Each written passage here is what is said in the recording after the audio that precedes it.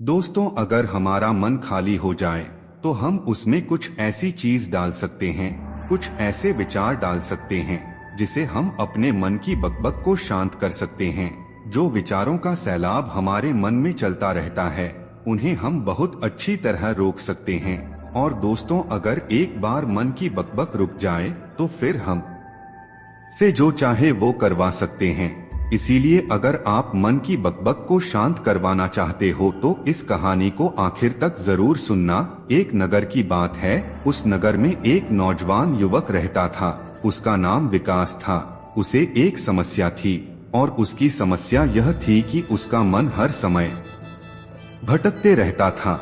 उसके मन में हर समय कोई न कोई नकारात्मक विचार चलते रहते थे।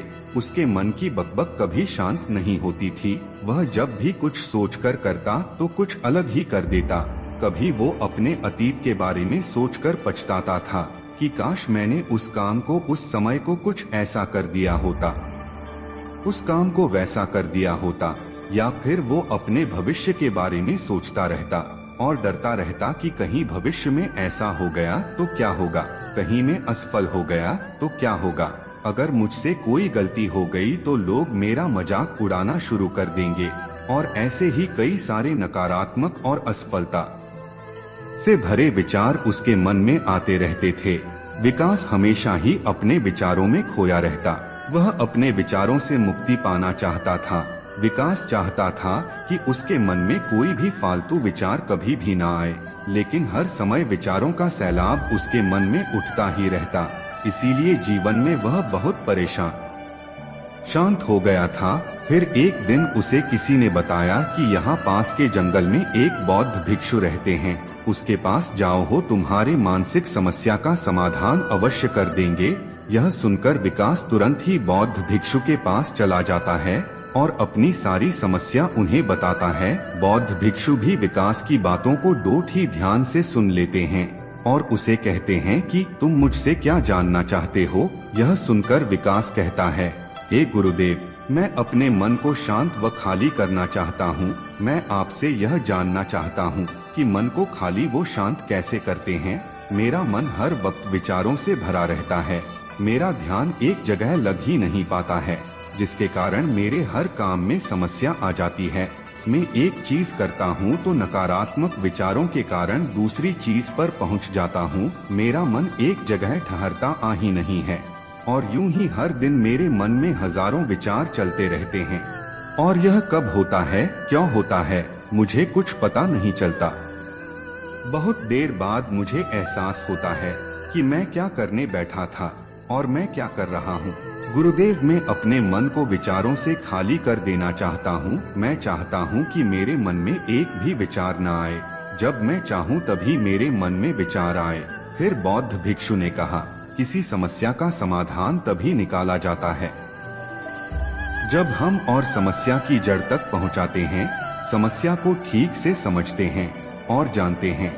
आगे बौद्ध भिक्षु कहते हैं, जिस मन को तुम खाली करना चाहते हो, क्या तुमने उस मन को कभी भी थोड़ा बहुत भी समझा है, जाना है। यह सुनकर विकास ने कहा कि महाराज, मैंने अपने मन को जानने की बहुत कोशिश की है, लेकिन मैं जितना इसके बारे में जानता हूँ, मेरा मन उतना ही रहस्यमय हो जाता है। फिर बौद्ध भिक्षु ने उस युवक को एक घड़ा देते हुए कहा कि जाओ, इस घड़े में छोटे छोटे पत्थर भरकर लेकर आओ। फिर वो युवक वहाँ से गया और छोटे छोटे पत्थर भरकर लेकर आया और उस घड़े को बौद्ध भिक्षु के पास रख दिया। फिर बौद्ध भिक्षु ने उस युवक से कहा कि इस घड़े को तुम अपना मन समझो और इस घड़े में भरे पत्थरों को अपने विचार समझो। अब इस घड़े में और पत्थर डालो। उस युवक ने घड़े में और पत्थर डालना शुरू किया। क्योंकि घड़ा पहले से भरा हुआ था, एक दो पत्थर डालने के बाद बाकी सारे पर नीचे गिरने लगे। फिर बौद्ध भिक्षु ने उसी वक्त से कहा, रुको जरा, ध्यान से देखो। अब घड़े में पत्थर नहीं आ रहे हैं, बल्कि पत्थर नीचे गिर रहे हैं। क्योंकि यह एक घड़ा है, जो इसमें आ सकता था वो आ गया। अब इसमें और पत्थर नहीं आएंगे। अगर दूसरे पत्थर डालने हैं तो पहले वाले पत्थरों को डोट निकालना होगा। यह सुनकर उस युवक ने कहा, गुरुदेव, मैं आपकी बात समझ गया हूँ कि आप मुझे क्या बताना चाहते हैं। हमें अपने मन को विचारों से ही खाली कर देना चाहिए। विकास की यह बात सुनकर बौद्ध भिक्षु मुस्कुराने लगे और कहा, पहले मेरी पूरी बात तो सुन लो, उसके बाद मन को खाली कर लेना। फिर बौद्ध भिक्षुओं ने उस युवक को कहा कि हमारा मन एक घड़े के बिल्कुल उल्टा है, क्योंकि घड़े को तुम पत्थरों से भर सकते हो, लेकिन मन को विचारों से नहीं भर पाओगे, क्योंकि मन तो हमेशा खाली रहता है। यह सुनकर उस युवक ने कहा, गुरुदेव मुझे आपकी बातें कुछ समझ नहीं आ रही है।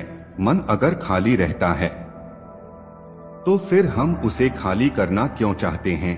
फिर मन को खाली करने की क्या आवश्यकता है? फिर बौद्ध भिक्षु ने उसे कहा कि इस घड़े से एक एक करके पत्थरों को बाहर निकालो। विकास ने वैसा ही किया। वह घड़े में से एक एक करके पूरे पत्थरों को बाहर निकालता रहा और ऐसा करते करते अंततः घड़ा खाली हो गया। फिर बौद्ध भिक्षु ने उस युवक से कहा, देखा तुमने, जब एक एक करके तुमने पत्थरों को बाहर निकाला तो यह घड़ा खाली हो गया। अब तुम इस घड़ी में कोई भी पत्थर डाल सकते हो, दूसरे पत्थर डाल सकते हो, या फिर उन्हीं पत्थरों को दोबारा डाल सकते हो, आधा भर सकते हो या फिर पूरा भी भर सकते हो। फिर वो ही कहता है, गुरुदेव मैं भी तो यही कह रहा हूँ कि मुझे अपने मन को खाली करना है। यह तो एक पत्थर है, इसे आसानी से निकाला जा सकता है और घड़े को खाली किया जा सकता है, लेकिन गुरुदेव मैं अपने मन को खाली कैसे करूं? फिर बौद्ध भिक्षु ने कहा, इस घड़े में एक पत्थर डालो और दो पत्थर निकालो। यह सुनकर उस युवक ने कहा, गुरुदेव यह कैसे हो सकता है? जब इस घड़े में एक पत्थर होगा तो एक ही पत्थर निकलेगा, दो कैसे निकलेंगे? फिर बौद्ध भिक्षु ने उससे कहा, ऐसा नहीं हो सकता है, तो ऐसा ही करो कि इस घड़े में दो पत्थर डालो और चार निकालो। विकास ने कहा, महाराज ऐसा कैसे हो सकता है? यह कोई चमत्कारिक कहा तो है नहीं कि एक डालो तो दो निकल आएंगे, दो डालो तो चार निकल आएंगे। यह सुनकर बौद्ध भिक्षु ने कहा, ये घड़ा तो चमत्कारिक नहीं है, लेकिन तुम्हारा मन तो चमत्कारिक है। उसमें से अगर तुम एक विचार बाहर निकालते हो तो उसके साथ दो विचार आते हैं, और जब तुम उन दो विचारों को निकालते हो तो उसके साथ चार विचार आते हैं, और फिर ऐसा करते करते विचारों की एक लंबी श्रृंखला बन जाती है, और फिर तुम कहीं नहीं रुकते, एक के बाद एक विचारों को पकड़ते जाते हो। यह मिट्टी का घड़ा तो पत्थरों से भर जाएगा, लेकिन तुम्हारा मन कभी नहीं भरता। वह हमेशा खाली है, लेकिन वह खाली नहीं करता। ये इस मन की माया है कि सब कुछ है लेकिन फिर भी कुछ नहीं। फिर उस युवक ने कहा, गुरुदेव मैं आपकी बात समझ रहा हूँ, लेकिन क्या मैं हमेशा अपने विचारों के जाल में फंसा रहूंगा? क्या मन के इस माया जाल से निकलने का कोई रास्ता नहीं है? फिर बौद्ध भिक्षु ने कहा, इस मिट्टी के घड़े में आधे पत्थर भर दो। फिर उस युवक ने ऐसा ही किया। फिर बौद्ध भिक्षु ने कहा, अब इन पत्थरों में से कोई एक पत्थर चुनो और उस पत्थर की एक छोटी सी मूर्ति बनाकर मुझे दे दो। मैं जानता हूँ कि तुम एक अच्छे कलाकार हो। विकास ने एक पत्र निकाला और उस पत्थर को बौद्ध भिक्षु के सामने ही तराशने लगा। पत्थर को तराशते वक्त उसे लगा कि यह पत्थर अच्छा नहीं है।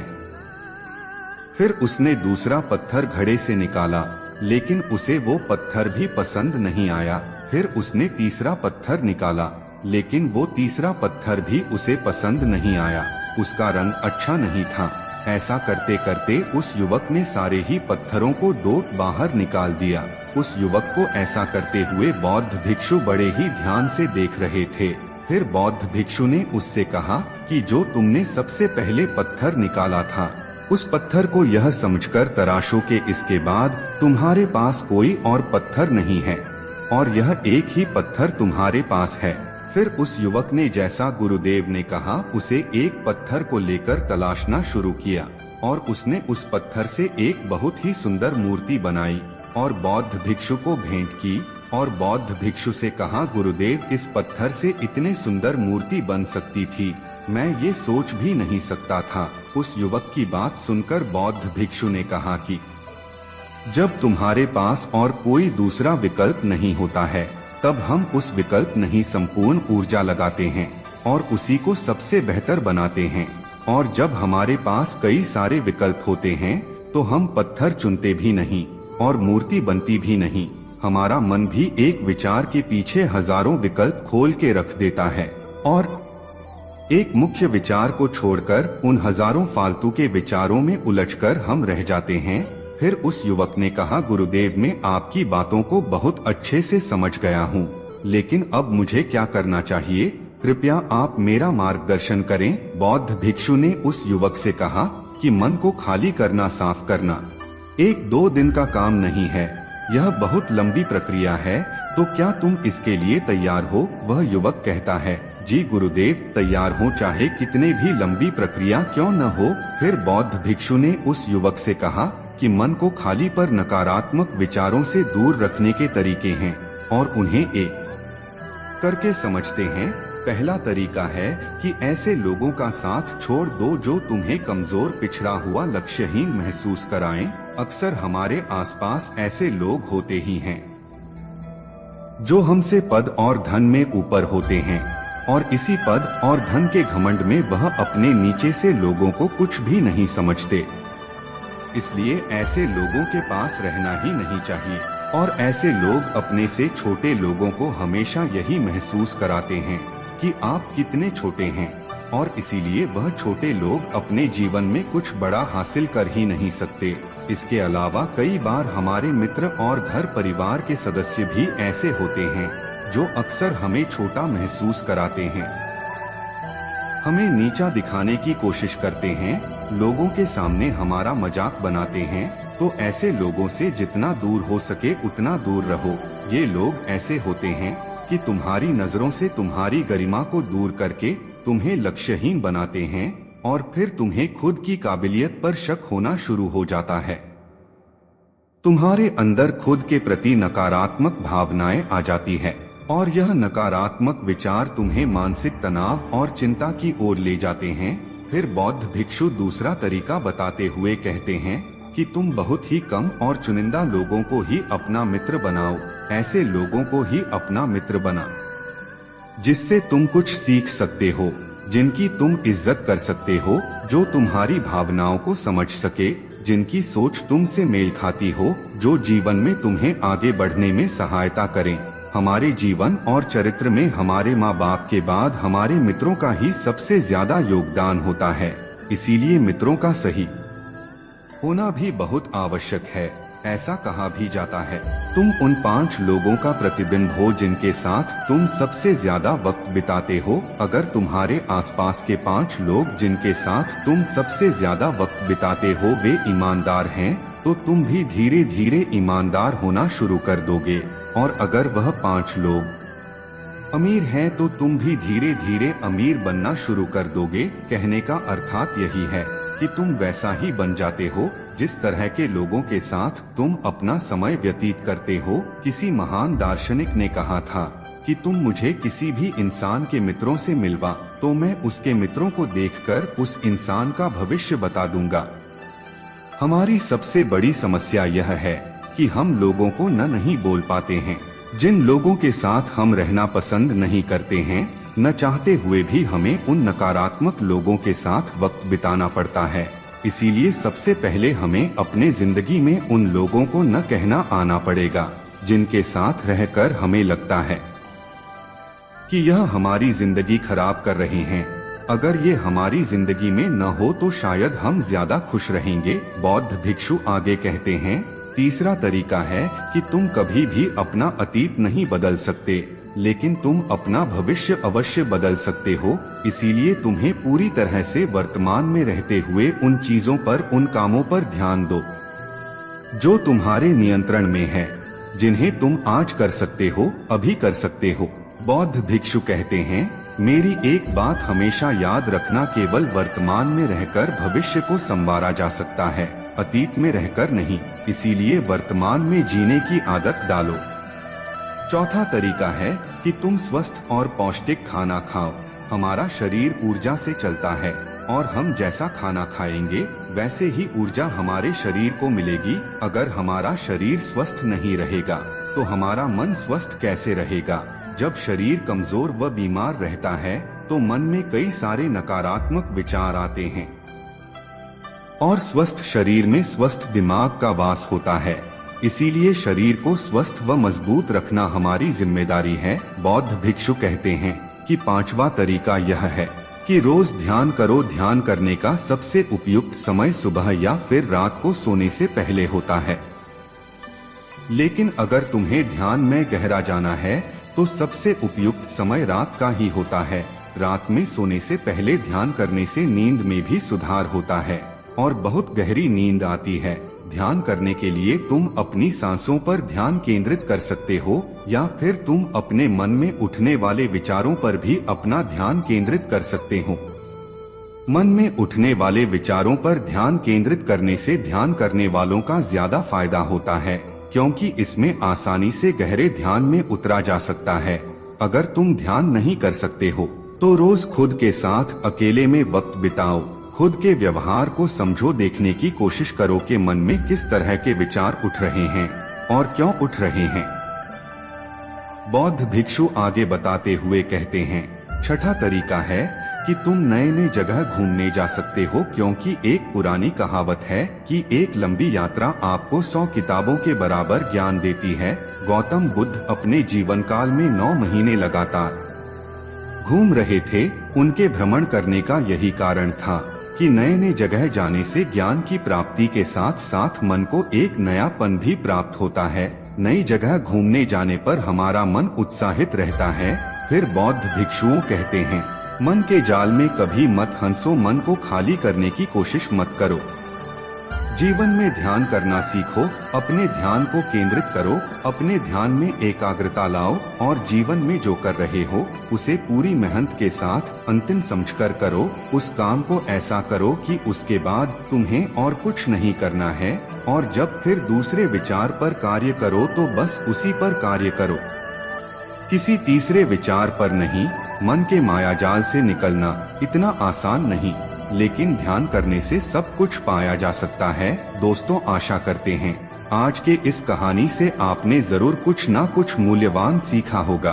कहानी अच्छी लगी हो तो वीडियो को एक लाइक और चैनल को सब्सक्राइब जरूर कर दीजिएगा। मिलते हैं अगले वीडियो में, तब तक के लिए धन्यवाद।